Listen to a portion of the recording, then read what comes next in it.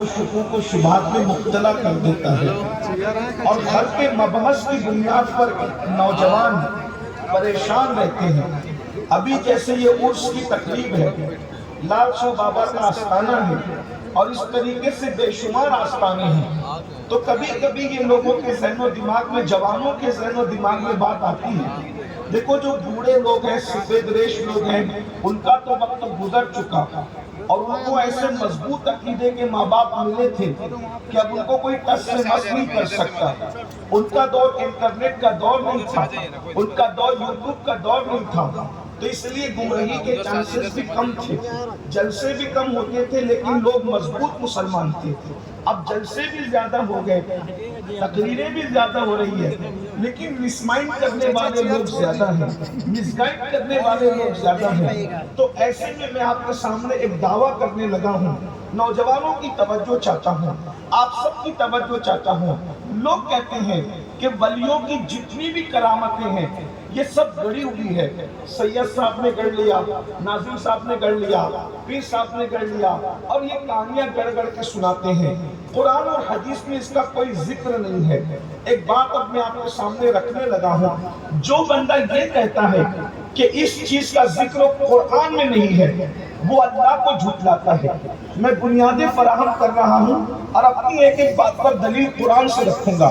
اگر میری بات قرآن اور حدیث کے مطابق ہو مانیے گا، اور اگر قرآن حدیث سے ہٹ کے اس کے خلاف ہو تو مجھے یہیں پر آپ تنبیہ کیجئے گا، کیونکہ مسلمان وہ ہو ہی نہیں سکتا جو قرآن کے خلاف بات کرے۔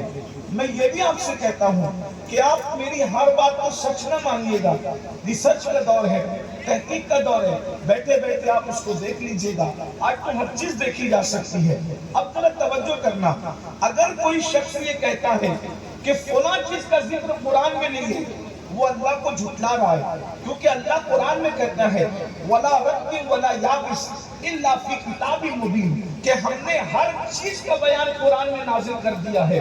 اب جب قرآن کہہ رہا ہے کہ ہر چیز کا بیان قرآن میں ہے، اللہ کہہ رہا ہے، قرآن کی آیت ہے، تو یہ کہنا کہ یہ چیز قرآن میں نہیں ہے تو اس کا مطلب یہ ہے بالکل ایسے ہی ہوگا جیسے چھوٹے سے ننھے سے بچے کو آپ کسی سمندر کے کنارے لے جا کر کے کھڑا کر دے اور کہا کہ بیٹا اس کے اندر جو ہے وہ کیا ہے، وہ بولے گا ابا، چچا، فلاں جو بھی آپ رشتہ رکھتے ہیں، پانی کے سوا اس میں کچھ نہیں ہے، وہ یہ کہے گا۔ لیکن اگر کسی مچھیرے کو کھڑا کرے تو وہ بولے گا اس میں مچھلیاں بھی ہیں، مچھلیوں تک وہ رک جائے گا، کیکڑوں تک وہ رک جائے گا۔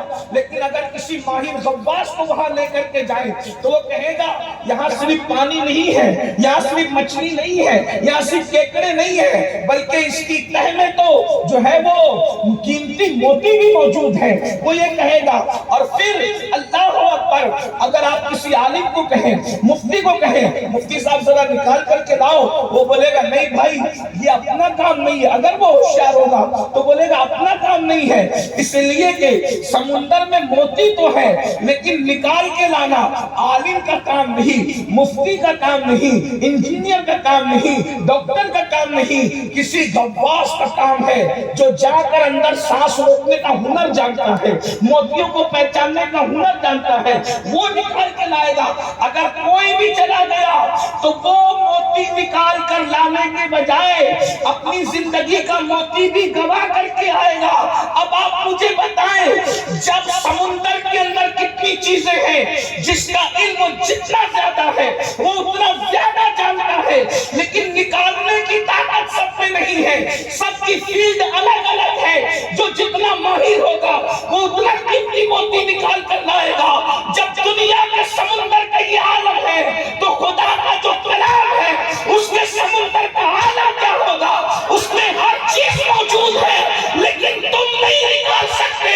جیسے سمندر کا موتی ہر بندہ نہیں نکال سکتا، ویسے قرآن کے جو علوم کا سمندر ہے اس سے قیمتی موتی نکالنے کے لیے انجینئر کا کام نہیں، ڈاکٹر کا کام نہیں، اللہ اکبر، ٹیچر کا کام نہیں، یہ کام ہر مسجد کے امام کا بھی نہیں ہے۔ اگر امام اعظم جیسا غواص ہوگا تو موتی نکال کے لائے گا، صحابی جیسا غواص ہوگا۔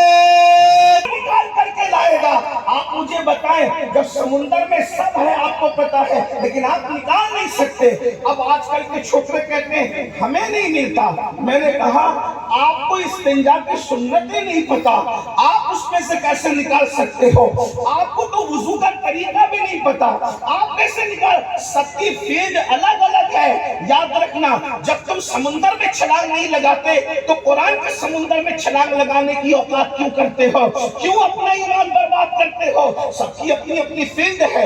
अब आप अगर ये बात समझ चुके हैं, जब कुरान में सब है तो फिर अब ये जो हम कहते हैं कि वली मुर्दा जिंदा कर सकते हैं, ये कुरान में है? मैंने कहा बिल्कुल है। अगर आप समझने और सुनना चाहेंगे, देखिए मैं कोई ऐसी बात नहीं करूंगा जो आप जो है वो बार बार सुनते रहते हैं, क्योंकि मैंने आयत पढ़ी अला इन्ना औलिया अल्लाहि ला खौफुन अलैहिम वला हुम यहज़नून, तो मैं आपके सामने वो चंद करामतें जो आप रोजाना सुनते हैं, अगर मैं उसको भी दोहराता चला जाऊं तो बरकत तो आपको मिलेगी, लेकिन मैं ये चाहता हूं कि जो जहन में शक डाले जाते हैं वो निकल जाए, डाउट क्लियर हो जाए, ताकि ईमान बच जाए, अकीदा बच जाए, आपको समझ में आए कि हकीकत क्या है, सच्चाई क्या है। अगर आप ये समझना चाहते हैं तो मेरी गुफ्तगू थोड़ी सी मुश्किल होगी, लेकिन अगर आप